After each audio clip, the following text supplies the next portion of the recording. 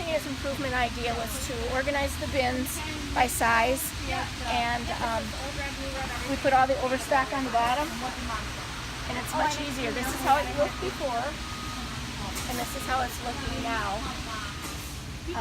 It's a bit easier. The pickers don't have to bend over as much, and we put all the slow-moving stuff on the top, so we don't have to reach up as much. Hi, my name is Adrian, and this is Chris. Welcome to the Bake Tech Cell. We're about to use a jig here to get this seized hinge to move. Okay, let's spin it this way.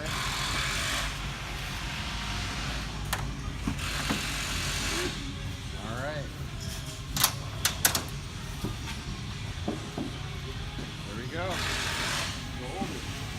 Hi, this is Mel in the Bake Tech Cell. Diane had a great idea to buy suctions for the windows when they put them into the glass. So put them on, and then they can pick them up without having to handle the edges. My name's Nick.